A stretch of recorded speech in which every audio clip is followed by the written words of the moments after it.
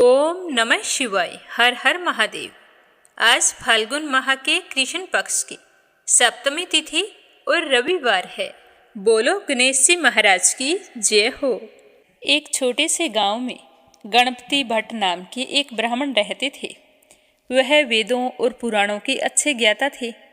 गणपति भट्ट को लगता था कि परब्रह्मा भगवान का स्वरूप गणेश जी के जैसा ही है और उनके दर्शन मात्र से ही मुक्ति प्राप्त हो जाती है। तो वे गणेश जी भगवान के परम भगत थे। एक बार गणपति भट्ट ब्रह्म पुराण पढ़ रहे थे तो उसमें लिखा था कि नीलगिरी में भगवान जगन्नाथ परम ब्रह्मा के रूप में प्रकट हुए हैं। व्यक्ति को उनके दर्शन मात्र से ही मोक्ष की प्राप्ति हो जाती है। उनके दर्शन करने वालों को कभी भी यमराज के सामने नहीं आना पड़ता। तो गणपति भट्ट परब्रह्मा के दर्शन के लिए जगन्नाथपुरी की यात्रा पर चल पड़े। मार्ग में भीख मांगकर जो कुछ भी प्राप्त होता उससे अपने पेट की भूख शांत कर लेते। अगर किसी दिन भोजन नहीं मिलता तो पत्ते खाकर और जल पीकर ही भूख मिटा लेते। लंबी यात्रा करते करते गणपति भट्ट जगन्नाथपुरी के प्रवेश द्वार अथर नाला पहुंच गए। अथर नाला के विषय में मान्यता है कि जो भी इस स्थान को पार करके पूरी धाम पहुंचा है उसे कभी भी यमराज दंड नहीं देता। तो गणपति भट्ट वहां पर रुक गए। स्नान करने के बाद में कुछ समय के लिए परम ब्रह्मा का ध्यान करने के लिए वहां पर बैठ गए। तो उन्होंने देखा कि कुछ श्रद्धालु जगन्नाथ मंदिर की ओर से आ रहे हैं। सभी बहुत ही प्रसन्न लग रहे हैं और उनके चेहरे पर संतुष्टि के भाव थे। उनके हाथों में जगन्नाथ जी का प्रसाद था। तो गणपति भट्ट ने उन भक्तों से पूछा कि आप लोग कहाँ से आ रहे हैं। तो वो श्रद्धालु कहने लगे कि हम जगन्नाथ मंदिर के दर्शन करने के पश्चात आज 5 दिनों के बाद वापस अपने घर लौट रहे हैं। जगन्नाथ जी के दर्शन करके हम बहुत ही प्रसन्न हैं। तो गणपति भट्ट ने हैरान होकर उनसे पूछा कि क्या वहाँ आपको परम ब्रह्मा के दर्शन हुए। तो श्रद्धालु कहने लगे कि हाँ, हम लोगों ने वहाँ परम ब्रह्मा के दुर्लभ दर्शन किए हैं। तो उनकी बात सुनकर गणपति भट्ट ने फिर पूछा कि क्या आपने वहाँ परम ब्रह्मा के दर्शन ही किए हैं। तो सभी ने प्रसन्नचित्त होकर बताया कि हाँ, हम सभी ने वहाँ पर परम ब्रह्मा के दर्शन ही तो किए हैं।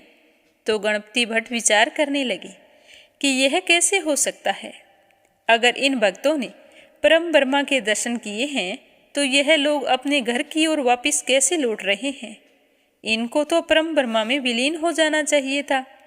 फिर उन्होंने पुराण में दोबारा पढ़ा। उसमें लिखा था कि जो भी परम ब्रह्मा के दर्शन करता है उसे मोक्ष प्राप्त हो जाता है।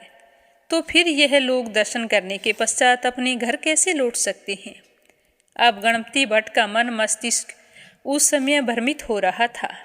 उनकी समझ में कुछ भी नहीं आ रहा था कि क्या सही है और क्या गलत है। एक पल के लिए उनके मन में विचार आया कि मेरा तो इतनी दूर आना व्यर्थ हो गया, आत्महत्या करके अपना शरीर त्याग देता हूँ। फिर उन्हें पुनः ध्यान आया कि पुराणों में लिखा है कि आत्महत्या नहीं करनी चाहिए। उधर पुरी में बैठे जगन्नाथ जी भगवान समझ गए कि मेरा भक्त तो भ्रमित हो गया है। तो उन्होंने एक ब्राह्मण का रूप धारण किया और गणपति भट्ट के पास जा पहुँचे और वहाँ जाकर कहने लगे कि आप इतने विचलित क्यों लग रहे हैं। तो गणपति भट्ट ने उनकी ओर देखकर पहले तो उन्हें बड़े ही आदरपूर्वक प्रणाम किया और फिर कहा कि मैंने तो पुराणों में पढ़ा है कि नीलगिरी में परम ब्रह्मा के दर्शन होते ही मोक्ष को प्राप्त हो जाता है, लेकिन मुझे तो यहाँ आकर पता चला है कि यहाँ कोई परम ब्रह्मा है ही नहीं। तो ब्राह्मण पूछने लगा कि आपको ऐसा क्यों लगता है। तो गणपति भट्ट कहने लगे कि मैंने पढ़ा है कि जो भी व्यक्ति परम ब्रह्मा के दर्शन करता है उसका शरीर तो परम ब्रह्मा में विलीन हो जाता है, लेकिन मैंने तो भक्तों को उनके दर्शन के पश्चात अपने घर की ओर जाते हुए देखा है। अगर वास्तव में यहाँ कोई परम ब्रह्मा होता है तो वो लोग घर कैसे जा रहे थे, उन्हें मुक्ति क्यों नहीं मिली। तो ब्राह्मण के वेश में आई जगन्नाथ जी मुस्कुराते हुए बोले कि भगवान जगन्नाथ को कल्पतरु के नाम से भी जाना जाता है, अर्थात वह सबकी इच्छाएं पूर्ण करते हैं। इसीलिए जो भक्त दर्शन करने के पश्चात घर लौटने की इच्छा से आता है वह वापिस घर लौट जाता है। जिनकी जैसी कामना थी जगन्नाथ जी ने उनकी मनोकामना पूर्ण कर दी। जगन्नाथ जी के धाम में जो भक्त जैसी इच्छा लेकर आता है उसे उसी के अनुसार फल मिलता है। इसीलिए यह मत सोचो कि यहाँ परम ब्रह्मा के दर्शन नहीं होते। तो ब्राह्मण की बात सुनकर गणपति भट्ट का मन बदल गया और वह जगन्नाथ जी के दर्शन करने के लिए जगन्नाथपुरी धाम की ओर चल पड़े।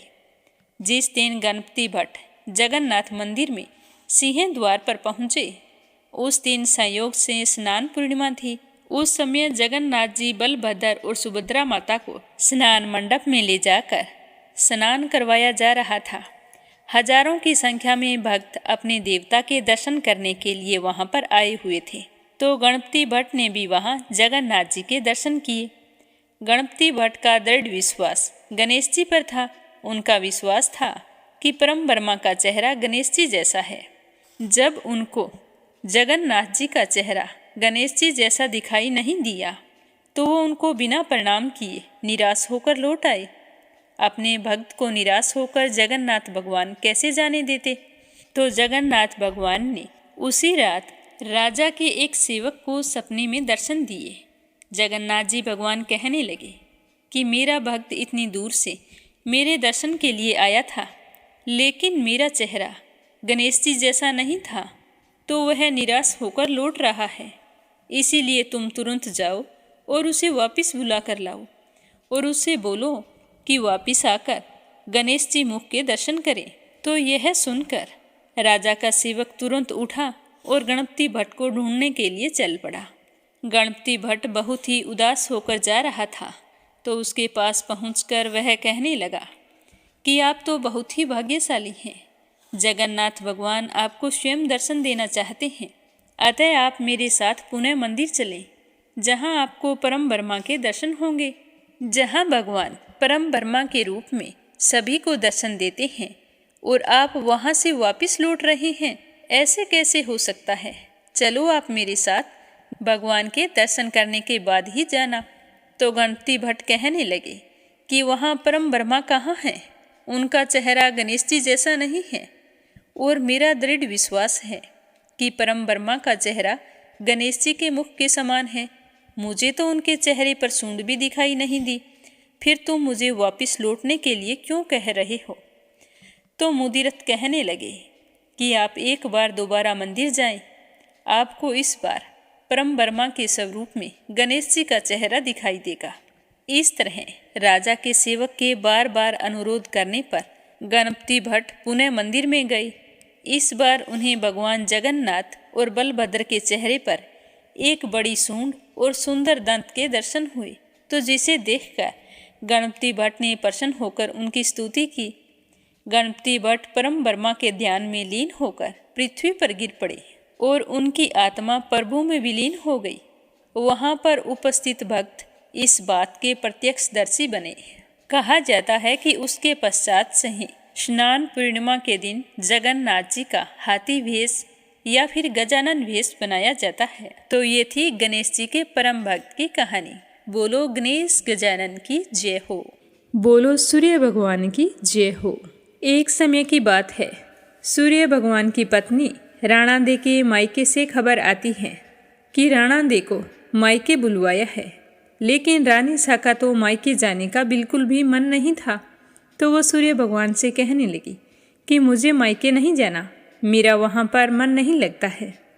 तो नारायण भगवान ने रानी को यह कहकर मायके भेज दिया कि तुम मायके जाओ, मैं तुम्हारे लिए अच्छी अच्छी वस्तुएं उपहार स्वरूप भेजूंगा। तो राणा दे अपने पति की बात मानकर मायके चली जाती है और रोजाना इसी इंतजार में बैठी रहती है कि सूर्य भगवान मेरे लिए उपहार पता नहीं कब भेजेंगे। कुछ दिनों के बाद में एक दिन सूर्यदेव राणा दे के लिए चौपड़ पासा, पचेटा, आटी डोरा आदि वस्तुएं भेजते हैं। तो वे चीज़ें सबसे पहले राणा दे की भाभियों को मिल जाती हैं। तो राणा दे की भाभियाँ मजाक करने के इरादे से चौपड़ पासे, खिलौने, सारा सामान निकाल लेती है और उसकी जगह पर कंकड़ पत्थर और कांटे भर देती है और डिब्बे को वापस बंद कर देती है। फिर वो डब्बा राणा दे को दे आती है। कहती है, ननंद बाई सा देखो, नंदोई जी ने क्या भेजा है। तो यह देखकर राणा दे बहुत ही खुश होती है और उतावली होकर जैसे ही डिब्बे में हाथ डालती है तो उसके हाथ में कांटे चुभ जाते हैं। तो यह देखकर उसकी भाभियां हंसने लगती हैं। तो राणा दे इसे अपना अपमान समझती है और उसे गुस्सा आ जाता है। वो चुपचाप खड़ी होकर अंदर चली जाती है। कुछ दिनों के बाद में सूर्य नारायण राणा दे को लेने के लिए आते हैं। तो राणा दे सूर्य भगवान से बातचीत नहीं करती। तो सूर्य देव सोचते हैं कि पहले तो मायके आने का मन नहीं कर रहा था, अब लगता है जाने का मन नहीं कर रहा, इसीलिए राणा दे उदास और चुपचाप हैं। सूर्य भगवान को इस बात की खबर नहीं थी कि उनका भेजा हुआ सामान उनकी भाभियों ने बदल लिया। तो वो राणा दे को विदा करवाकर अपने साथ ले आते हैं। लेकिन ये क्या, राणा दे तो ससुराल आने के बाद भी वहाँ पर किसी से बात नहीं करती। तो एक दिन सूर्य नारायण ने अपनी माताजी से पूछा कि माताजी, राणा दे आपसे बातचीत करती है क्या? तो उसकी माता ने कहा, नहीं बेटा, राणा दे जब से मायके से वापिस आई है उसके बाद मुझसे बात नहीं कर रही है। तो यह सुनकर सूर्य नारायण कहते हैं कि माताजी, आज आप राणा दे से कहना कि चावल की बोरी भरी पड़ी है, साल में से चावल निकालने हैं, परंतु उन्हें कहना कि चावल निकालते समय एक भी चावल टूटना नहीं चाहिए, सारे चावल साबुत निकलने चाहिए। तो जैसा सूर्य नारायण बोल कर गए थे, उनकी माताजी ने अपनी बहू राणा दे को बोल दिया। तो राणा दे तो रोने लगी। रोते रोते वो छत पर चली गई। वहाँ पर बहुत सारी चिड़िया बैठी थी। तो राणा दे कहने लगी कि चिड़ियों, मैंने कभी तुम्हें चूगा डाला होगा, तो आज आप मुझ पर एक एहसान करो, इन चावलों को छील दो। तो ढेर सारी चिड़ियाँ उन चावलों को साफ करने लग गई और थोड़ी सी देर में सारे चावल साफ करके उड़ गई। तो यह देखकर राणा दे बहुत ही खुश हुई। सूर्य नारायण शाम को आए और पूछा कि माताजी, राणा दे कुछ बोली क्या? तो माताजी ने कहा, नहीं बेटा, वो कुछ नहीं बोली। और हैरानी की बात यह है कि उन्होंने सारे चावल साफ कर दिए, एक भी चावल टूटने नहीं दिया। तो सूर्य नारायण सोचने लगे। तो अपनी माताजी की बात सुनकर सूर्य नारायण भी हैरान हो गई और सोचने लगे कि राणा दे ने अकेले ऐसे कैसे कर लिया। तो वो अपनी माताजी से कहने लगे कि माताजी, आप ऐसा करना, सुबह राणा दे को बोलना कि जो 108 छेद वाली मटकी है उसमें पानी भर दे। तो सुबह होते ही जैसा सूर्य नारायण ने बोला था, उसकी माताजी ने अपनी बहू राणा दे को बोल दिया कि 108 छेद वाली मटकियां हैं, उसमें पानी भर दो। तो राणा दे मटकी लेकर तालाब पर चली गई और वहां पहुंचकर रोने लगी। उनको रोता हुआ देखकर छोटी छोटी मेंढकियां आई और उनसे पूछने लगी कि राणा दे, आप रो क्यों रही हैं? तो राणा दे बोली कि सासू जी ने 108 छेद वाली मटकियों में पानी भरने को बोला है, इनमें पानी कैसे टिकेगा? तो वो मेंढकियां कहने लगी कि राणा दे, आप रोना बंद करो, चिंता मत करो, जितने छेद हैं उन पर हम चिपक जाएंगी, फिर आप आसानी से पानी भर लेना। फिर क्या था, राणा दे तो खुश हो गई और मेंढकियां छेद पर चिपक चिपक कर बैठ गई। राणा दे ने सारी मटकियों में पानी भर दिया। तो छेद वाली मटकियों में पानी देखकर उसकी सासू माँ बड़ी हैरान हुई। जैसे ही सायंकाल में सूर्य नारायण आए तो उन्होंने अपनी माताजी से पूछा कि राणा दे आज आपसे बोली क्या? तो उनकी माताजी ने कहा कि नहीं बोली। आज तो उन्होंने और भी गजब कर दिखाया, छेद वाली सारी मटकियों में पानी भर दिया है। तो सूर्य नारायण सोचने लगे कि राणा दे ये सब कुछ कैसे कर रही है और हमसे बोलना बंद क्यों कर दिया है, अब तो इस बात का पता लगाना पड़ेगा। तो उन्होंने अपनी माताजी से कहा कि माताजी, राणा दे को बोलना कि कल बाग में उनके मौसी जी आए हैं, उन्होंने राणा दे को मिलने के लिए बुलाया है। उनको यह भी बता देना कि जिस तरफ चरमू बिखरे हैं उस तरफ जाना है। तो सुबह होते ही राणा जी को उसकी सासू माँ ने कह दिया जैसा सूर्य भगवान बोल कर गए थे। तो राणा दे तैयार होकर अपनी मासी जी से मिलने के लिए चल पड़ी और सूर्य नारायण रास्ते में औरत का रूप बनाकर घूंघट निकाल कर बैठ गए। जब राणा दे उस तरफ से जाने लगे तो सूर्य नारायण औरत के रूप में बैठे थे, रोने लगे। तो राणा दे ने कहा कि आप रो क्यों रहे हैं, आप पर कोई मुसीबत आ गई क्या? तो उन्होंने राणादे की बात का कोई जवाब नहीं दिया और लगातार रोते ही रहे। तो यह देखकर राणादे कहने लगी कि मेरे पर जो मुसीबत आई है, अगर वो तुम पर आ जाए तो तुम क्या करोगे? तो सूर्य नारायण कहने लगे कि आप पर क्या मुसीबत आई है? तो राणादे कहने लगी कि मैं क्या बताऊं, मैं मायके नहीं जा रही थी और फिर भी इन्होंने मुझे ज़बरदस्ती भेज दिया। बोला कि तुम चली जाओ और मैं तुम्हारे लिए अच्छी अच्छी वस्तुएं भेजूंगा, और डिब्बों में भरकर इन्होंने कंकड़ पत्थर और कांटे भेज दिए। मैं उन डिब्बों को देखकर बहुत ही खुश हुई और देखने के लिए जैसे ही डिब्बे में हाथ डाला तो मेरे हाथ में कांटे चुभ गए। मेरी सारी भाभियाँ मेरा मजाक बनाने लगी। थोड़े दिन बीते, मुझे वापस लेने के लिए आ गए और मैं ससुराल आ गई। इतना परेशान करने के बाद भी इनका पेट नहीं भरा। इन्होंने मुझे 1 बोरी साल में से चावल निकालने को बोला और यह भी कहा कि एक भी चावल टूटना नहीं चाहिए। अब तुम बताओ कि मैं एक दिन में 1 बोरी चावल कैसे निकालूं, वो भी बिना टूटे हुए। भला हो उन चिड़ियों का जिनको मैंने चुगा डाला था, उन्होंने मेरी मदद की और सारे चावल निकाल दिए। इन्होंने तो फिर भी नहीं पूछा कि राणादे तुमने अकेले चावल कैसे निकाले। इन्हें तो बस परेशान करना था। दूसरे दिन 108 छेद वाली मटकियों में मुझे पानी भरने के लिए बोल दिया। अब आप ही बताओ, छेद वाली मटकी में कभी पानी ठहरता है? वो तो भला हो मेंढकियों का, जो बेचारी सारी की सारी छेद से चिपक कर बैठ गई और मैंने पानी भर दिया। यह कहते कहते राणादे जोर जोर से रोने लगी। तो इतना सुनते ही सूर्य भगवान ने राणादे का हाथ पकड़ा और अपने असली स्वरूप में आ गए। सूर्य भगवान बोले कि राणादे चुप हो जाओ। मैंने तो डिब्बों में चौपड़ पासा, आटी डोरा, मिठाइयाँ और अच्छी अच्छी वस्तुएं भेजी थी। आपकी भाभीियों ने ही मजाक की होगी। मैंने ऐसा कुछ नहीं किया। आप मुझे बहुत अच्छे लगते हो। मैं आपके लिए डिब्बों में कांटे भरकर क्यों भेजूंगा, ये तो आपको पता होना चाहिए। इतनी सी बात थी तो आप मुझे पहले ही बता देते तो आपको इतनी मुसीबत नहीं झेलनी पड़ती। तो यह सुनते ही राणादे बहुत ही खुश हुई और खुशी खुशी सूर्य नारायण और राणादे बातें करते हुए घर आ गए। तो उन्हें हंसता बोलता देखकर उनकी माताजी और भी ज़्यादा खुश हुई। बोलो सूर्य नारायण की जय हो। एक समय की बात है कि गौतम ऋषि का आश्रम था।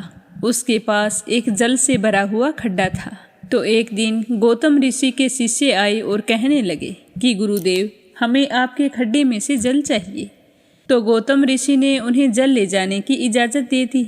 जब वो शिष्य पानी भर रहे थे तो उसी समय अन्य ऋषियों की पत्नियां भी वहां पर जल भरने के लिए आई। तो स्त्रियों ने गौतम ऋषि के शिष्यों से कहा कि पहले हमें जल भर लेने दो, इसके बाद में तुम ले जाना।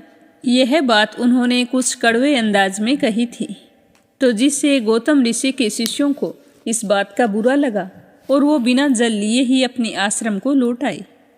ऋषि पत्नी अहिल्या जी उन्हें समझा बुझाकर स्वयं जल भरने के लिए वहां पर गई और फिर वो स्वयं पानी लेकर आई। इसी तरह वो रोजाना जल भरने जाया करती थी। तो एक दिन अहिल्या जल भरने के लिए गई हुई थी, पर दूसरी ऋषि पत्नियों को अहिल्या बिल्कुल भी अच्छी नहीं लगती थी। तो उन्होंने ईर्ष्यावश अपने अपने पतियों से कहा कि अहिल्या हमें पानी नहीं भरने देती है। वो तो कहती है कि इस पानी का वरदान मेरे पति ने ही वरुण देव से पाया है, इसीलिए इस पानी पर आपका कोई अधिकार नहीं है। तो अपनी पत्नियों की बात सुनकर सारे ऋषि लोग गौतम ऋषि से नाराज हो गए और उन्हें दुख पहुंचाने के लिए वे गणपति का पूजन करने लगे। तो उनकी पूजा से प्रसन्न होकर गणपति भगवान प्रकट हुए और कहने लगे कि मैं आपकी पूजा पाठ से बहुत ही प्रसन्न हूँ, मांगो क्या वरदान मांगते हो। तो वे सारी ऋषि कहने लगे कि हे स्वामी, अगर आप हमसे इतने ही प्रसन्न हैं और हमें वरदान देना चाहते हैं तो हमें यह वरदान दीजिए कि महर्षि गौतम इस स्थान को छोड़कर कहीं दूसरी जगह जाकर निवास करें। तो मुनियों की ये कुटिलता सी भरी बातें सुनकर गणेश जी भगवान ने कहा कि हे मुनियों, महर्षि गौतम तो निरपराध है, उन्हें दंड देना उचित नहीं है।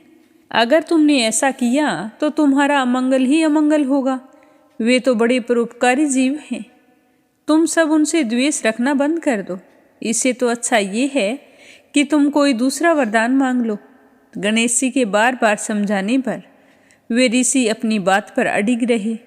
तो उन्हें इस तरह अपनी बात पर पक्का देखकर गणेश जी भगवान ने तथास्तु कहा और अंतर्ध्यान हो गए।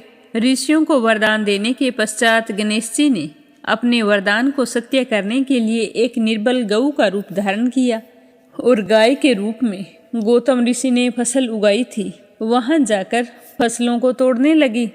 तो जब अपने खेत में गऊ को इस तरह विचरते हुए देखा तो गौतम ऋषि उसे बाहर निकालने के लिए गए और वहां जाकर एक हल्का सा तिनका उठाया और गाय को बाहर हाँकने लगे। लेकिन उसी समय उस तिनके की हल्की सी चोट से ही गाय गिर पड़ी और उसकी मृत्यु हो गई। यह देखकर गौतम ऋषि को बड़ा ही दुख हुआ। उन्होंने अपनी पत्नी अहिल्या को बुलाकर कहा कि पता नहीं भगवान शंकर हम पर क्यों क्रोधित हो गए हैं। उसी वजह से गऊ हत्या का पाप मुझ पर लग गया है। इस तरह दोनों बात कर रहे थे, तभी वे अन्य ऋषि भी वहां पर पहुंच गए और कहने लगे कि महर्षि गौतम, आपने ये क्या किया? गऊ की हत्या कर दी। आपको पता है गऊ हत्या का कितना पाप चढ़ता है। इस तरह तरह तरह की बातें करते हुए गौतम ऋषि अहिल्या और उनके शिष्यों को बुरा भला कहने लगे। वे कहने लगे कि हे गौतम जी, अब तुम इस स्थान पर रहने योग्य नहीं रहे हो, अतः अपनी पत्नी और शिष्यों के साथ तुम यहाँ से दूसरी जगह पर चले जाओ। तुम गऊ हत्यारे बन चुके हो। इतना कहकर वे सारे के सारे गौतम ऋषि पर पत्थर बरसाने लगे। तो इस पर गौतम ऋषि वहाँ से 1 कोस की दूरी पर दूसरी जगह रहने लगे। वहाँ रहते हुए उन्हें 15 दिन बीत चुके थे। तो वे पुनः ऋषियों के पास आए और कहने लगे कि आप सब मुझे पाप से प्रायश्चित करने का कोई उपाय बताइए। तो वे सारे ऋषिजन कहने लगे कि आप अपने पाप को सब जगह प्रसिद्ध कीजिए और फिर पृथ्वी की 3 परिक्रमा लगाइए। यदि आप इतना नहीं कर सकते तो भगवान भोले शंकर का तप करके गंगा जी को प्रकट करके उसमें स्नान करो, 1 करोड़ पार्थिव पूजन करो, तब तुम्हें इस महापाप से छुटकारा मिल सकता है। तो मुनियों की आज्ञा पाकर यात्रा के लिए निकल पड़े। वे सबसे पहले ब्रह्मगिरी की परिक्रमा करके पार्थिव लिंग बनाकर विधि विधान से शिवजी की पूजा करने लगे। उनकी पत्नी अहिल्याबाई भी एकाग्रचित होकर शिवजी का पूजन करने लगी। गौतम ऋषि तथा उनकी पत्नी अहिल्या जी दोनों ने मिलकर शिवजी की आराधना की। उनकी आराधना से शिवजी प्रसन्न हुए और अपने गणों के साथ वहां पर प्रकट हो गए। गौतम ऋषि उन्हें देखकर बहुत ही खुश हुए और बार बार प्रणाम करके उनकी स्तुति करते हुए बोले कि हे प्रभु, मुझे गऊ हत्या के पाप से मुक्ति दिलाइए। तो भगवान भोले शंकर ने कहा कि हे गौतम, तुम तो निर्दोष हो। यह सब कुछ उन पाखंडी ऋषियों की माया थी जिसके कारण तुम्हें इतना दुख उठाना पड़ा।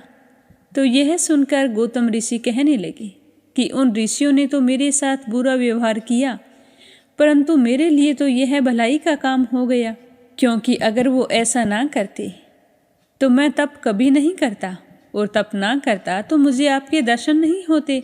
आज मुझे उनके कारण ही आपके प्रत्यक्ष दर्शन हुए हैं। तो भगवान शंकर ने गौतम ऋषि से कहा कि तुम वरदान मांगो। तो गौतम ऋषि कहने लगे कि हे प्रभु, अगर आप मुझसे इतना ही प्रसन्न हैं और वरदान देना चाहते हैं तो आप मुझे वरदान दीजिए कि परम पावन गंगा जी यहाँ पर प्रकट हो जाए, जिससे दूसरे व्यक्तियों का भी भला हो सके। भगवान शंकर ने उन्हें गंगा जल दिया। वहीं गंगा जी स्त्री के रूप में साक्षात प्रकट हो गई। तो उन्हें देखकर गौतम ऋषि ने उन्हें प्रणाम किया और उनकी स्तुति करने लगे। गौतम ऋषि कहने लगे कि हे पतित पावनी गंगे, आप पापों को नष्ट करके सबको मुक्ति देने वाली हैं। मैं आपकी शरण में हूँ, आप मेरा उद्धार करिए, सारे नरकों से मेरी रक्षा कीजिए। तभी भगवान शंकर गंगा जी से कहने लगे कि हे पतित पावनी, तुम मेरी आज्ञा से गौतम जी को सकुटुम्ब पाप रहित कर दो। तो गंगा जी कहने लगी कि हे प्रभु, आपकी आज्ञा शिरोधार्य है। मैं इन्हें कुटुंब सहित पवित्र करके आपके लोक को जाऊंगी। तो यह सुनकर भगवान शंकर ने कहा कि हे कल्याणी, तुम कलयुग के 28वें मनवंतर तक इसी पृथ्वी पर विराजमान रहो। तो यह सुनकर गंगा जी कहने लगी कि हे भगवान, यह तो तभी संभव है कि आप पार्वती जी के साथ शरीर धारण करके यहाँ मेरे समीप रहो, संसार में मेरी कीर्ति हो, तभी मैं पृथ्वी पर रह सकती हूँ। तो यह सुनकर भगवान शंकर ने गंगा जी को समझाते हुए कहा कि मुझ में और तुम में कोई अंतर नहीं है, हम दोनों तो एक ही रूप हैं। फिर भी अगर तुम ये चाहती हो कि हम तुम्हारे पास निवास करें तो तुम्हारी इच्छा अवश्य पूर्ण होगी। आज से मेरा निवास तुम्हारे समीप ही होगा। तो भगवान शंकर वहाँ पर त्र्यंबकेश्वर नाम से और गंगा जी गौतमी गंगा के नाम से वहाँ पर विराजमान हो गई। गौतमी गंगा जी पर तो पुष्कर, राज सरोवर, गंगा आदि तीर्थ और विष्णु आदि देवताओं का निवास है। गंगा गौतमी परम पवित्र और कल्याणकारी है। जब महर्षि गौतम ने गंगा जी को जल रूप में दर्शन देने की प्रार्थना की तो ब्रह्मगिरी पर जल रूप में वो बहने लगी। तो महर्षि और उनके शिष्य ने गंगा के दर्शन करके उसमें स्नान किया। तो गौतम मुनि के साथ दुश्मनी का भाव रखने वाले सारे ऋषि वहाँ स्नान करने हेतु आए, परंतु उन्हें देखकर गंगा जी लुप्त हो गई। तो यह देखकर ऋषि गौतम हैरान हो गए और वे गंगा जी से प्रार्थना करने लगे कि हे मातेश्वरी, आज आप मेरे ऊपर कृपा करें।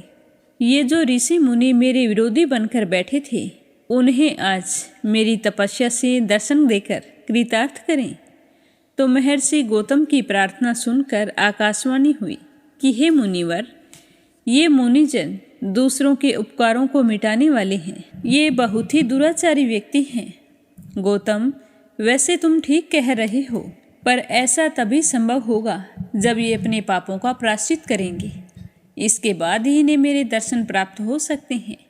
तो प्रायश्चित करने के लिए ये व्यक्ति पहले आपकी शरण में आकर माफ़ी मांगे और इसके बाद 112 ब्रह्मगिरी की परिक्रमा करें। यह आकाशवाणी गौतम ऋषि के विरोधी ऋषियों ने भी सुनी। तो यह सुनते ही वे सारे के सारे ऋषि गौतम जी के चरणों में गिरकर अपने अपराधों की क्षमा मांगने लगी। इसके बाद उन्होंने ब्रह्मगिरी की 101 परिक्रमा की। इसके बाद उन सबको गंगा जी ने दर्शन दिए। कहा जाता है कि उसी दिन से उस स्थान का नाम कुशावर्त पड़ गया।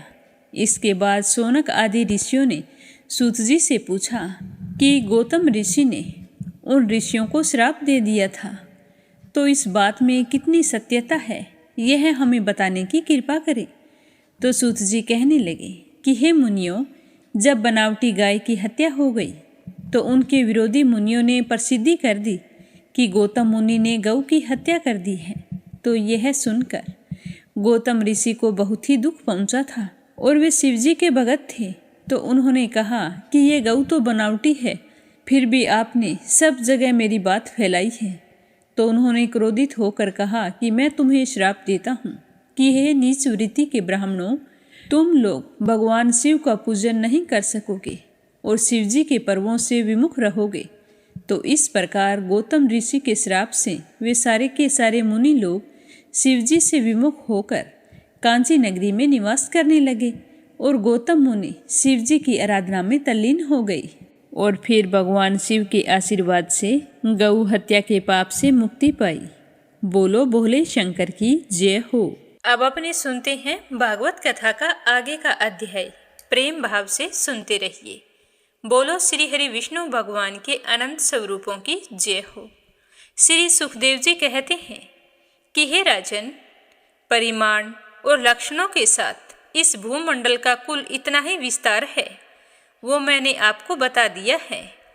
इसी के अनुसार विद्वान लोग धूलोक का भी परिमाण बताते हैं। जिस प्रकार चना, मटर आदि के 2 दलों में से एक का स्वरूप जान लेने से दूसरे का भी पता चल जाता है, उसी प्रकार भूलोक के परिमाण से ही धूलोक का परिमाण जान लेना चाहिए।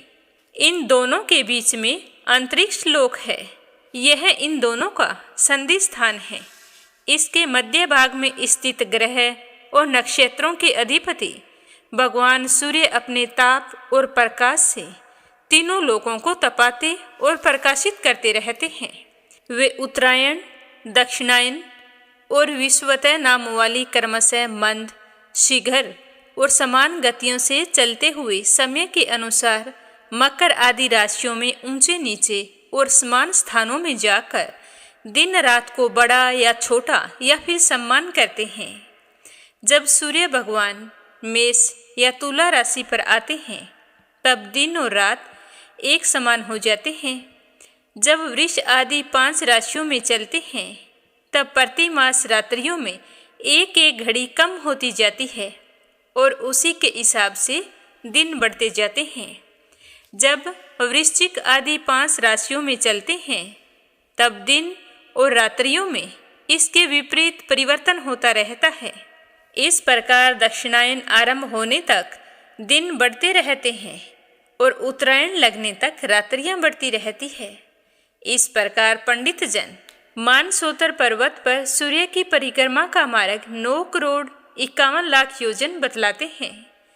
उस पर्वत पर मेरु के पूर्व की ओर देवराज इंद्र की देवधानी, दक्षिण में यमराज की संयमनी, पश्चिम में वरुण की निम्नलोचनी और उत्तर में चंद्रमा की विभावरी नाम की परियां हैं।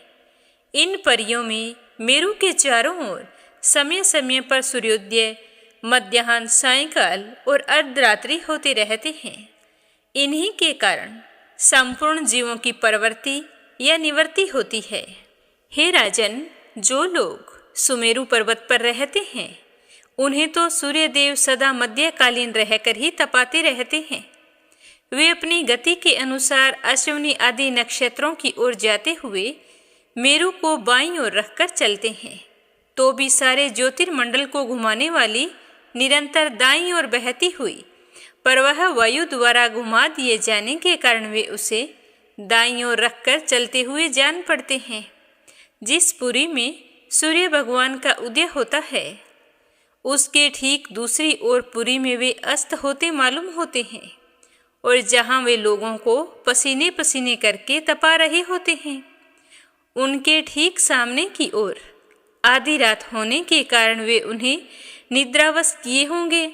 जिन लोगों के मध्याह्न के समय वे स्पष्ट दिख रहे होंगे वे ही जब सूर्य सौम्य दिशा में पहुंच जाएं तब उनका दर्शन नहीं कर सकेंगे। सूर्यदेव जब इंद्र की पुरी से यमराज की पुरी को चलते हैं तब 15 घड़ी में वे 2.25 करोड़ और 12.5 लाख योजन से कुछ 25,000 योजन अधिक चलते हैं। फिर इसी क्रम से वे वरुण और चंद्रमा की पुरियों को पार करके पुनः इंद्र की पुरी में पहुंचते हैं। इस प्रकार चंद्रमा आदि अन्य ग्रह भी ज्योतिष चक्र में अन्य नक्षत्रों के साथ उदित और अस्त होते रहते हैं। इसी प्रकार भगवान सूर्य का वेदमय रथ एक मुहूर्त में 34,800,000 योजन के हिसाब से चलता हुआ इन चारों पुरियों में घूमता रहता है। इसका संवत्सर नाम का एक पहिया बतलाया जाता है। उसमें मास रूप 12 अरे हैं, ऋतु रूप 6 नेमियां हैं, 3 चौमासे रूप 3 नाभि हैं। इस रथ की धुरी का एक सिरा मेरु पर्वत की चोटी पर है और दूसरा मानसोतर पर्वत पर है। इसमें लगा हुआ यह पहिया कोलू के पहिए के समान घूमता हुआ मानसोतर पर्वत के ऊपर चक्कर लगाता है। इस धुरी में जिसका मूल भाग जुड़ा हुआ है ऐसी एक धुरी है, वह लंबाई में से इसकी चौथाई है।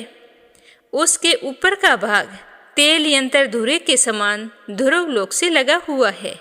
इस रथ में बैठने का स्थान 36 लाख योजन लंबा और 9 लाख योजन चौड़ा है। इसका जुआ भी 36 लाख योजन ही लंबा है। इसमें अरुण नाम के सारथी ने गायत्री आदि छंदों के से नाम वाले 7 घोड़े जोत रखे हैं।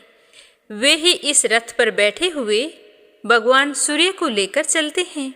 भगवान सूर्य के आगे अंगूठे के पोरवे के बराबर आकार वाले वालखिल आदि 60,000 ऋषि स्वस्ति वाचन के लिए नियुक्त हैं और वे हमेशा उनकी स्तुति करते रहते हैं।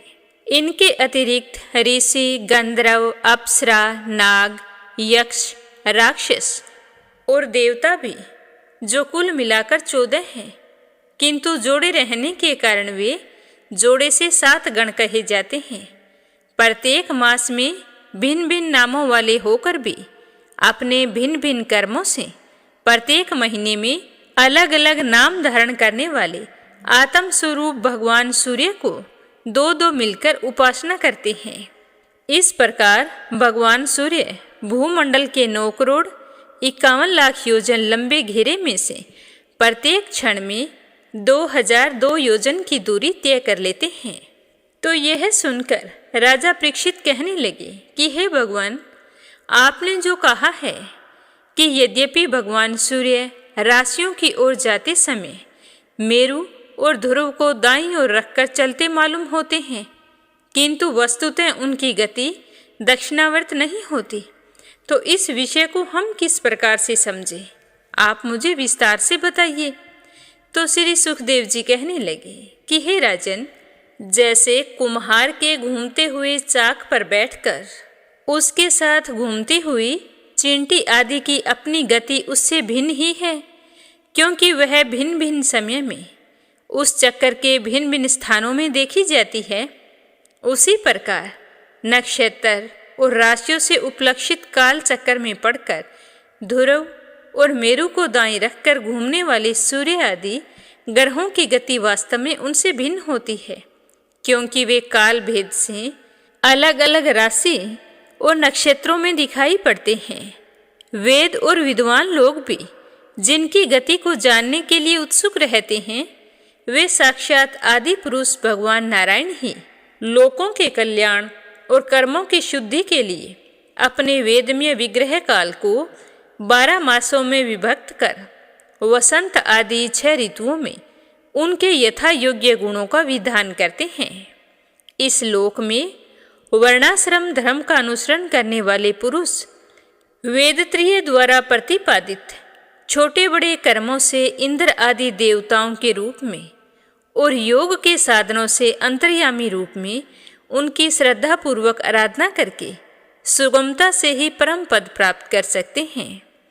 भगवान सूर्य संपूर्ण लोकों की आत्मा हैं। वे पृथ्वी और धूलोक के मध्य में स्थित आकाश मंडल के भीतर काल चक्कर में स्थित होकर 12 महीनों को भोगते हैं, जो संवत्सर के अवयव हैं। मेष आदि राशियों के नाम से प्रसिद्ध हैं।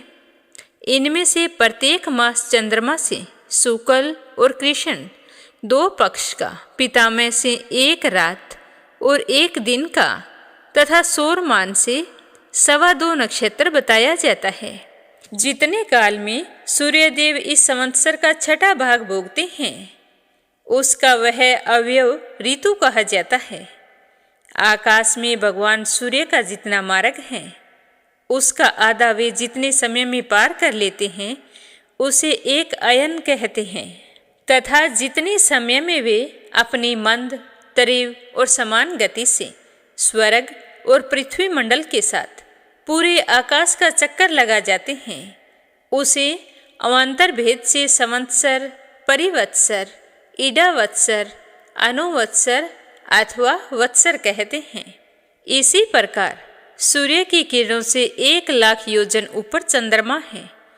उसकी चाल बहुत तेज है, इसीलिए वह सब नक्षत्रों से आगे रहता है। यह सूर्य के 1 वर्ष के मार्ग को 1 महीने में, 1 महीने के मार्ग को 2.25 दिनों में और 1 पक्ष के मार्ग को 1 ही दिन में तय कर लेता है।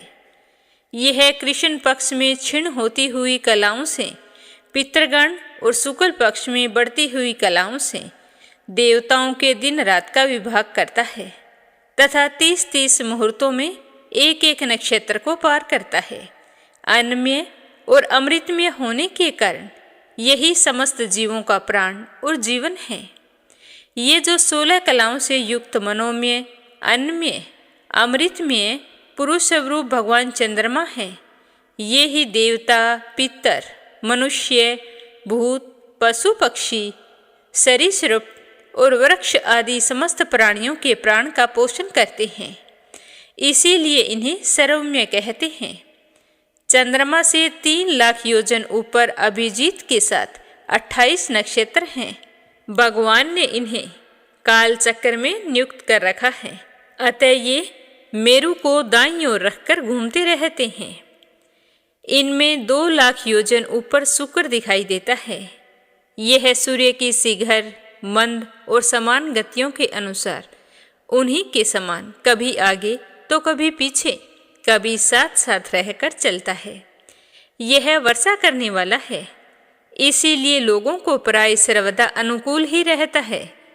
इसकी गति से ऐसा अनुमान होता है कि यह वर्षा रोकने वाले ग्रहों को शांत कर देता है।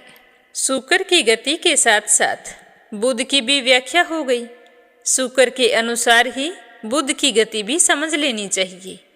यह चंद्रमा का पुत्र शुक्र से 2 लाख योजन ऊपर है, किंतु जब सूर्य की गति का उल्लंघन करके चलता है तब बहुत अधिक आंधी, बादल और सूखे के भय की सूचना देता है।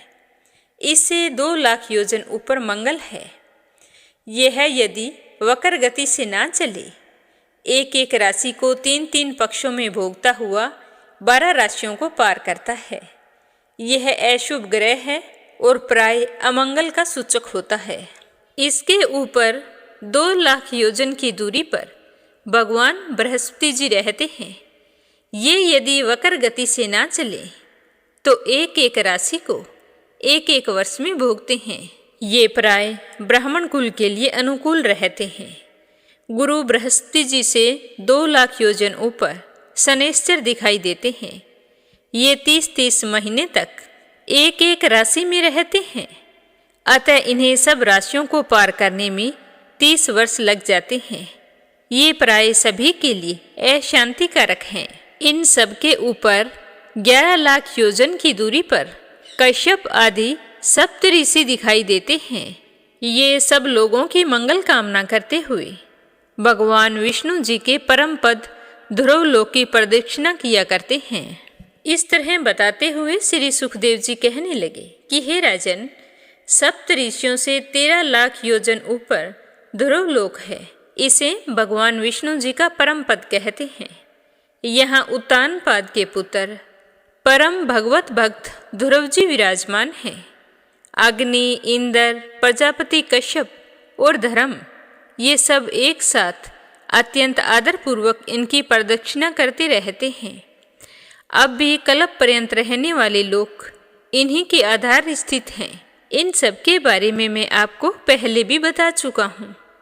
सदा जागते रहने वाले ए व्यक्ति भगवान काल के द्वारा जो ग्रह, नक्षत्र आदि ज्योतिर्गण निरंतर घुमाए जाते हैं, भगवान ने ध्रुव लोक को ही उन सब के आधार स्तंभ रूप से नियुक्त किया है। अतः यह एक ही स्थान में रहकर सदा प्रकाशित होता रहता है। जिस प्रकार दाएं चलाने के समय अनाज को बंधने वाले पस छोटी, बड़ी और मध्यम रस्सी में बंधकर क्रमशः निकट, दूर और मध्य में रहकर खंभे के चारों ओर मंडल बांधकर घूमते रहते हैं, उसी प्रकार सारे नक्षत्र और ग्रहगण बाहर भीतर के क्रम से इस काल चक्र में नियुक्त होकर ध्रुव लोक का ही आश्रय लेकर वायु की प्रेरणा से कल्प के अंत तक घूमते रहते हैं। जिस प्रकार मेघ और बाज आदि पक्षी अपने कर्मों की सहायता से वायु के अधीन रहकर आकाश में उड़ते रहते हैं, उसी प्रकार ये ज्योतिर्गण भी प्रकृति और पुरुष के संयोगवश अपने अपने कर्मों के अनुसार चक्कर काटते रहते हैं, पृथ्वी पर नहीं गिरते। कोई कोई पुरुष भगवान की योग माया के आधार पर स्थित इस ज्योतिष चक्र का तुंस के रूप में वर्णन करते हैं। यह तुंस यानी कि शिशुमार कुंडली मारे हुए है और इसका मुख नीचे की ओर है। इसकी पूंछ के सिरे पर ध्रुव स्थित है। पूंछ के मध्य भाग में प्रजापति, अग्नि, इंद्र और धर्म है और पूंछ की जड़ में धाता और विधाता है। इसके कटी प्रदेश में सप्त ऋषि हैं। यह शिशुमार दाहिनी ओर को सिकुड़कर कुंडली मारे हुए हैं। ऐसी स्थिति में अभिजीत से लेकर पुनर्वसु पर्यंत जो उत्तरायण के 14 नक्षत्र हैं वे इसके दाहिने भाग में हैं, और पुष्य से लेकर उत्तरा आषाढ़ पर्यंत जो दक्षिणायन के 14 नक्षत्र हैं वे बाएं भाग में हैं। लोक में भी जब शिशुमार कुंडलाकार होता है तब उसके दोनों ओर के अंगों की संख्या समान रहती है। उसी प्रकार यहाँ नक्षत्र संख्या में भी समानता है। इसकी पीठ में अजविदि, मूल, पूर्व आषाढ़ा और उत्तर आषाढ़ा के नाम से 3 नक्षत्रों का समूह है, और उदर में आकाश गंगा है। हे राजन, इसके दाहिने और बाएं कटी तटों में पुनर्वसु और पुष्य नक्षत्र हैं। पीछे के दाहिने और बाएं चरणों में आर्द्रा और आश्लेषा नक्षत्र हैं, तथा दाहिने और बाएं नथुनों में क्रमशः अभिजीत और उत्तर आषाढ़ा है। इस प्रकार दाहिने और बाएं नेत्रों में स्वर्ण और पूर्व आषाढ़ा एवं दाहिने और बाएं कानों में धनिष्ठा और मूल नक्षत्र हैं। मगा आदि दक्षिणायन के 8 नक्षत्र बाईं पंसलियों और विपरीत क्रम से मृगशिरा के उत्तरायण के 8 नक्षत्र दाहिनी पंसलियों में हैं। शतभिषा और ज्येष्ठा ये 2 नक्षत्र क्रमशः दाहिने और बाएं कंधों की जगह हैं।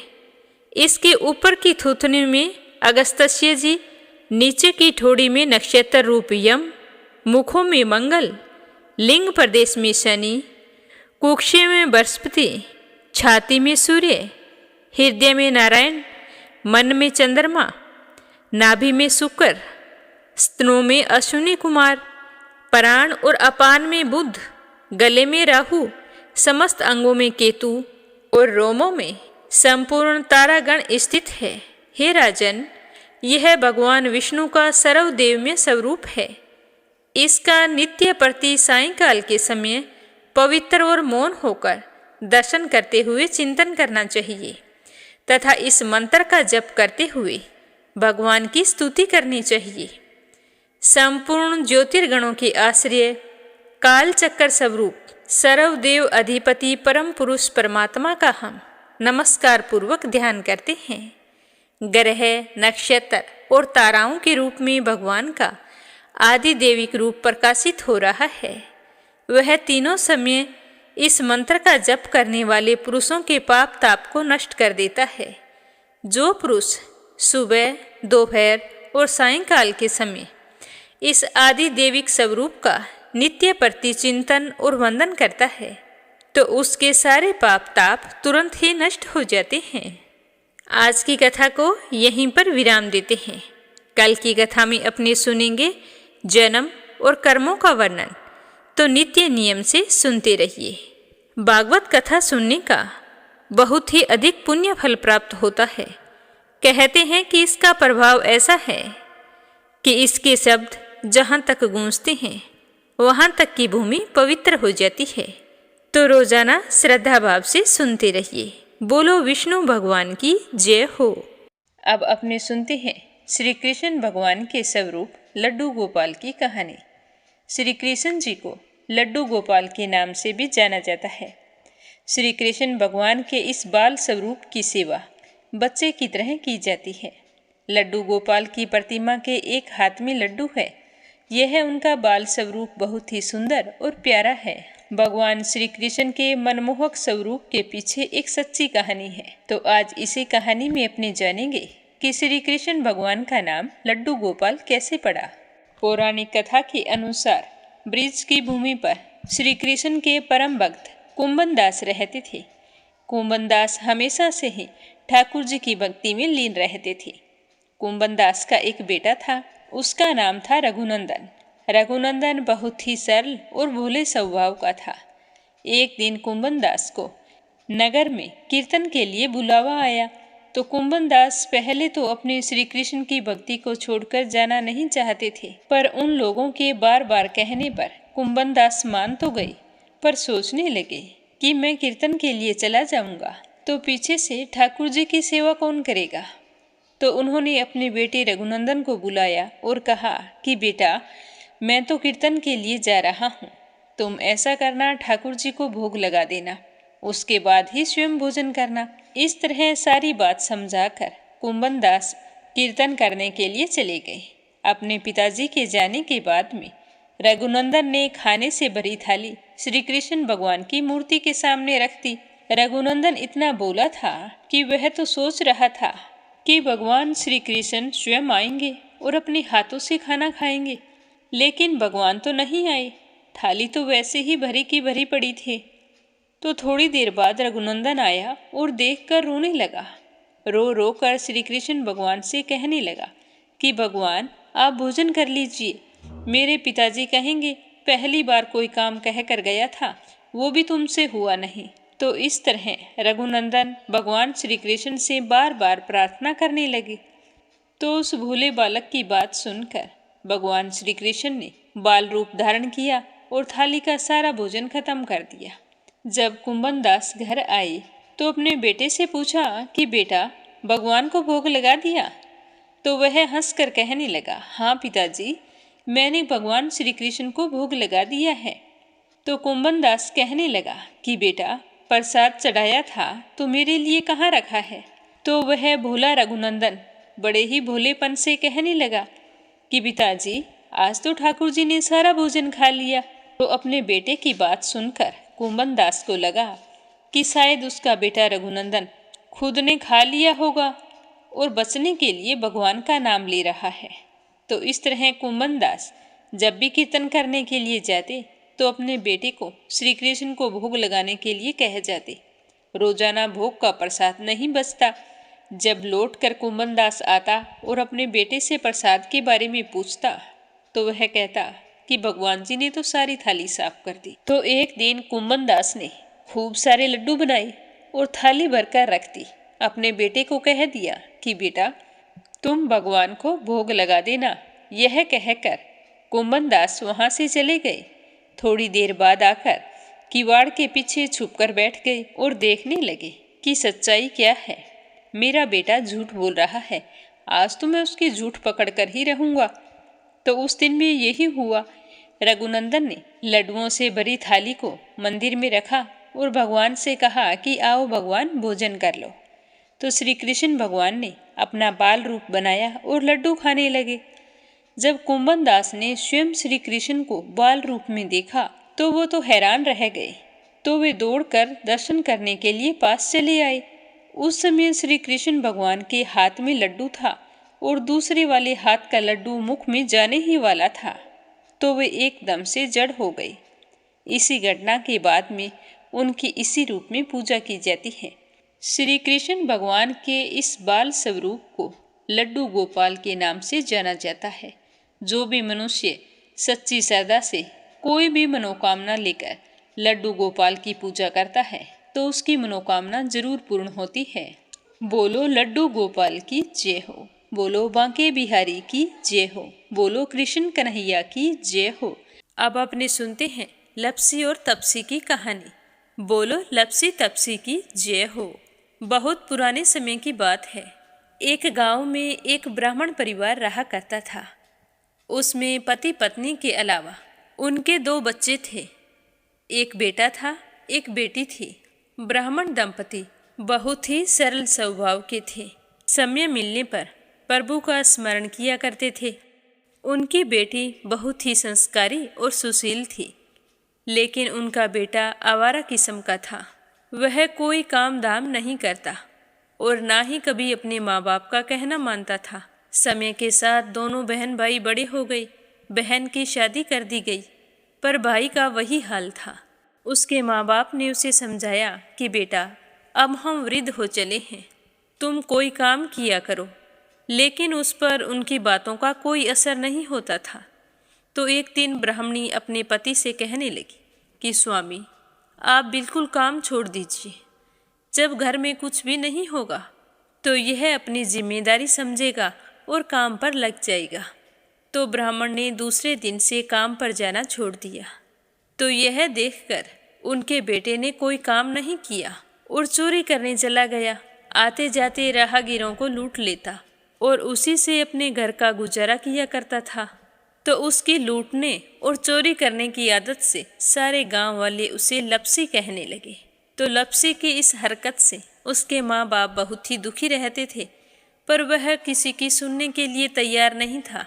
इसी तरह समय बीतता गया। एक दिन की बात है कि लप्सी एक पीपल के पेड़ पर बैठा था। तभी शिव पार्वती जा रहे थे। पार्वती माता गहनों से लदी हुई थी, तो लप्सी उन्हें देखकर सोचने लगा कि सूरत के कितने गहने हैं, आज ये सारे के सारे लूट लूँगा तो मुझे कई महीनों तक चोरी नहीं करनी पड़ेगी। तो वह लूटने के इरादे से पीपल की ओट में होकर बैठ गया। जैसे ही शिव पार्वती वहाँ से जाने लगे तो लप्सी एकदम से शिव पार्वती के सामने आकर कहने लगा कि जल्दी से जितने सारे गहने पहन रखे हैं उतार दो। तो पार्वती माता कहने लगी कि तुम चोरी क्यों करती हो, तुम्हें पता है चोरी करना पाप है। तो लप्सी कहने लगा कि क्या करूं, घर पर मेरे माँ बाप हैं, मेरी एक भांजी है, उनके लिए दोनों समय भोजन की व्यवस्था कहाँ से करूं, मुझे कोई काम तो आता नहीं है। तो लप्सी की बात सुनकर पार्वती माता कहने लगी कि तुम जो चोरी करके पाप करते हो, इस पाप का भागी कौन बनेगा। तो लप्सी कहने लगा कि मेरे घर वाले सारे बनेंगे। तो पार्वती माता कहने लगी कि कोई नहीं बनेगा, पाप के भागी केवल तुम बनोगे। तो लप्सी कहने लगा कि मैं लूट खोस कर उन्हीं के लिए लेकर जाता हूँ, तो पाप के भागी तो उन्हें बनना ही पड़ेगा। तो लप्सी की बात सुनकर पार्वती माता ने हंसकर कहा कि हम यहीं पर बैठे हैं और तुम अपने घर जाओ, अपने घर वालों से पूछो कि कोई तुम्हारे पाप का भागी बनेगा क्या। तो यह सुनकर लप्सी भागा भागा अपने घर आया और अपनी माँ के पास गया और कहने लगा कि माँ, मैं चोरी करके लाता हूँ, राह चलते राहगीरों को लूटता हूँ, तुम्हारे लिए ही तो करता हूँ। तो तुम मुझे एक बात बताओ, चोरी करने से जो पाप लगता है तो आप मेरे पाप के भागी बनोगे। तो लप्सी की बात सुनकर उसकी माँ कहने लगी कि बेटा, मैंने तो तुमसे नहीं कहा कि तुम चोरी करके लाओ, तुम कमा कर लाओ, हमें तो 2 वक्त की रोटी चाहिए, मैं तो तुम्हारी पाप की भागी नहीं बनूंगी। तो माँ के मुंह से इस तरह की बात सुनकर लप्सी तो हैरान हो गया। फिर वह अपने पिताजी के पास गया और जाकर कहने लगा कि पिताजी, मैं जो कुछ भी लूट खोस के लाता हूँ वो आपके लिए ही तो लाता हूँ। देखो मैंने लूट कर कितना धन इकट्ठा कर लिया है, कितने ऐशो आराम है तुम्हारे। अगर मैं चोरी नहीं करता तो क्या ये सब हमें मिलता। पिताजी, मैं तुमसे एक बात पूछता हूँ कि चोरी करने से पाप लगता है, तो उस पाप में आप मेरे भागीदार बनोगे क्या। तो लप्सी की बात सुनकर उसके पिताजी कहने लगे कि बेटा, मैंने नहीं कहा कि तुम चोरी करके लाओ, तुम कमा कर लाओ, मैं तुम्हारे पाप का भागी नहीं बनूंगा। तो माँ बाप के मुंह से इस तरह की बात सुनकर वह बहुत ही उदास हुआ और सोचने लगा कि मैं कितने महीनों से चोरी कर रहा हूँ, ना जाने मुझ पर कितना पाप चढ़ गया है, और ये तो बोल रहे हैं कि पाप के भागी हम नहीं बनेंगे, तो अब क्या होगा। तो वह बड़े ही दुखी मन से शिव पार्वती से मिलने के लिए चल पड़ा। जैसे ही घर से बाहर निकलने लगा तो उसकी छोटी सी भांजी दरवाजे पर खेल रही थी। उसे पता नहीं था कि पाप पुण्य क्या होता है। तो वो कहने लगी कि मामा, पाप की भागी मैं बनूंगी। तो उसके इस तरह कहते ही लप्सी ने उसे गोद में उठाया और चल पड़ा। शिवजी भगवान और पार्वती माता के पास जाकर कहने लगा कि घर वालों ने पाप का भागी बनने से मना कर दिया है और एक यही है जो पाप की भागी बनने को तैयार है।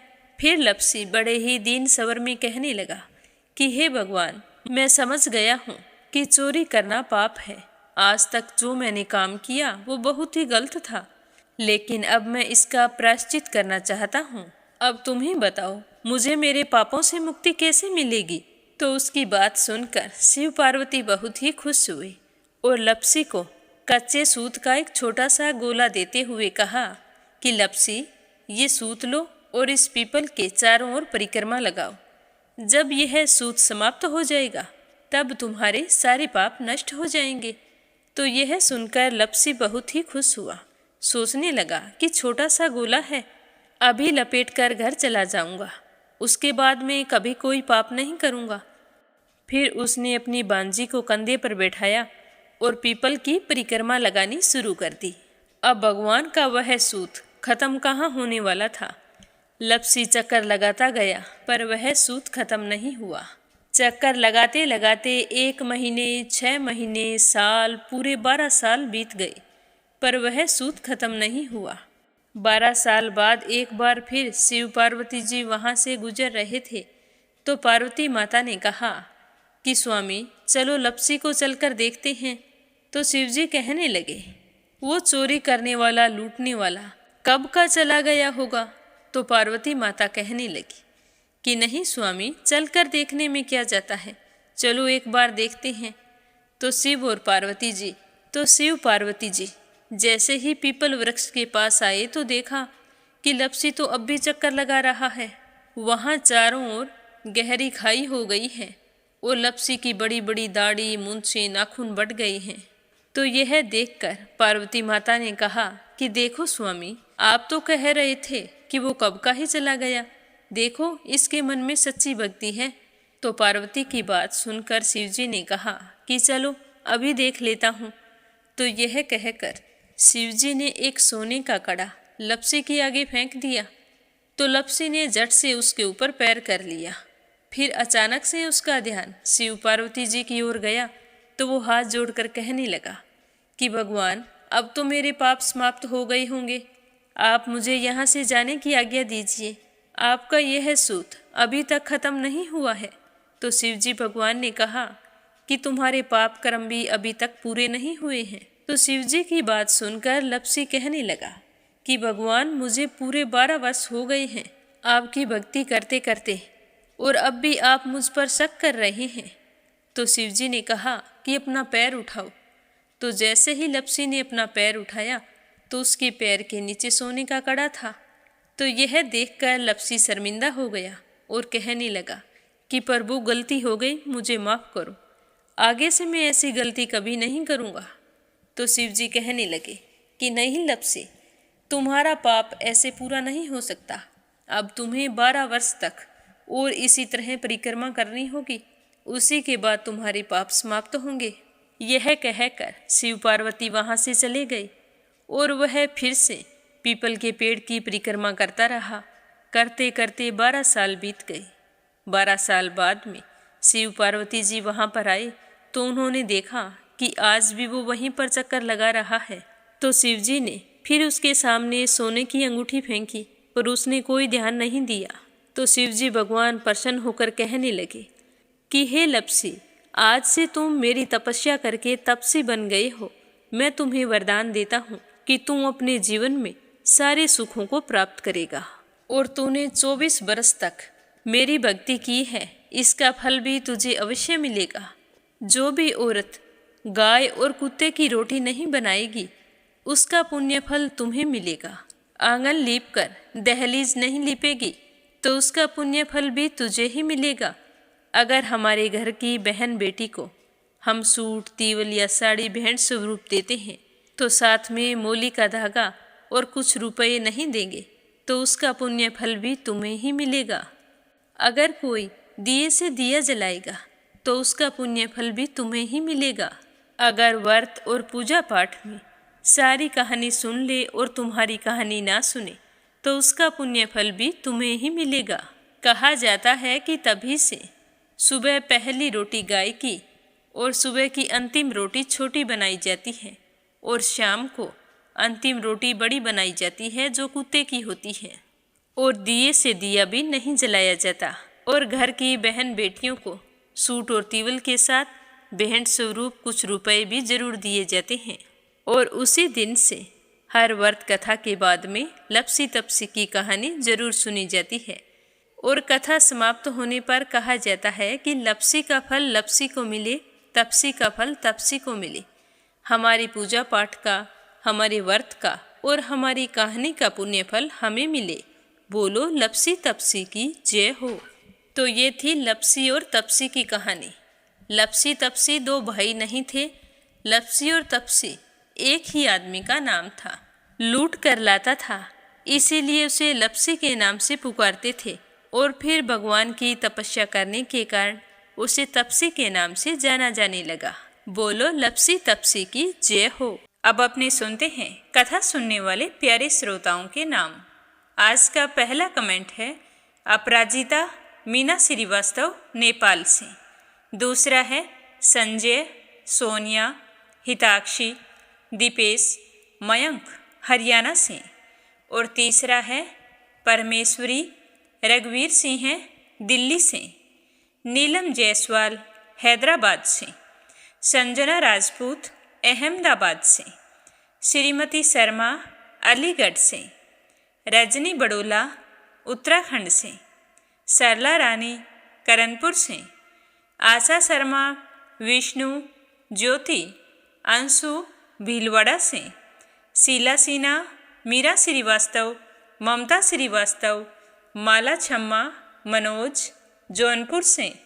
इंदिरा तिवारी, शांति प्रसाद तिवारी, शुभांकित, दीपांकित, सुरभि, जया तिवारी, वैभवी, ऐश्वर्या तिवारी उत्तराखंड से।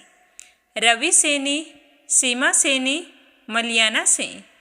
अनीता गुप्ता राजस्थान से।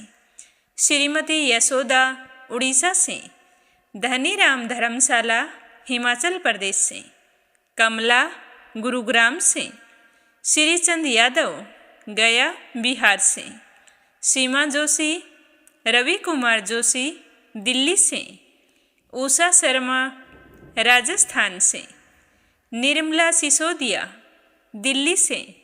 सुनीता पवार, कृषु पवार मध्य प्रदेश से। श्यामवती, सुषमा, विष्णु, कार्तिक, पूर्वी, रुपेश, गौरी, शिवम, निष्ठा हरियाणा से। संगीता अग्रवाल, कमला देवी अग्रवाल दुलिया महाराष्ट्र से। आशा अग्रवाल, लड्डू, मोहित, अंकुर अग्रवाल आगरा से। सत्ता श्याम इलाहाबाद से। गीता गोस्वामी, सुनीता गोस्वामी, पीहू गोस्वामी मेरठ से। रुक्मणी शर्मा अंबाला से। मीनू वालिया दिल्ली से। श्वेता, रितेश, स्वीटी, रितु, प्रिंस, यूवी, लक्ष्मी, गुरुचरण साहू उड़ीसा से। नीता पाल, तवेशा पाल, यधीरा पाल, मान्या पाल, गणेश पाल, पार्थ पाल, निहान, शिशुपाल, पुष्पावती, मिताली पाल, नितिन कुमार, विनय कुमार, रिंकी पाल दिल्ली से। अनिल कुमार टिहरी करनाल से। अनिल चतुर्वेदी, कल्पना चतुर्वेदी, धीरज चतुर्वेदी, श्रीमती अमिता चतुर्वेदी, मिधिर चतुर्वेदी, राध्या चतुर्वेदी मध्य प्रदेश से। सरोज अग्रवाल जबलपुर से। बीना, देविका, कनिका वाशने अलीगढ़ से। मीरा अग्रवाल बंगाल से।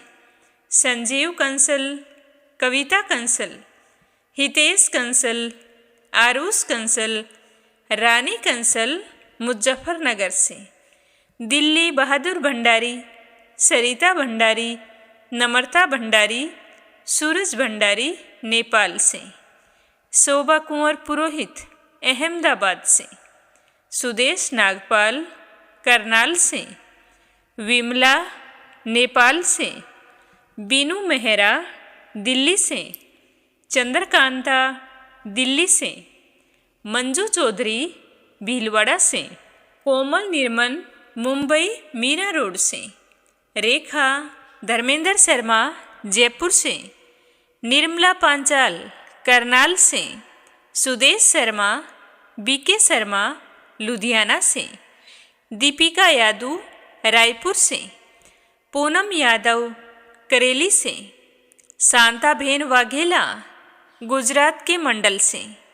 उषा शर्मा सोजत सिटी से। इंदिरा रावत, मोहित रावत पलवल से। वीणा कालड़ा आगरा से। रीना साहू झांसी से। वंदना साहू लखनऊ से। योगेश्वरी भटनागर राजस्थान से। कमलेश भल्ला जम्मू से। पूजा पाठक उत्तराखंड देहरादून कोशानी से। देवी सिंह हैं कार्तिक, पायल, सौम्या, उमा रघुवंशी गजबा सोदा से। नंदा पांडुरंग पुजारी ब्रह्मपुरी महाराष्ट्र से। कुसुम बघेल दिल्ली से। अंजू शर्मा सिरसा से। स्मिता सीताराम गायकवाड़ महाराष्ट्र से। तो ये हैं मीरा भक्ति स्टोरी चैनल के प्यारे श्रोता जो रोजाना नियम से और पूरे श्रद्धा भाव से इस चैनल पर प्रस्तुत कथाओं को सुनते हैं।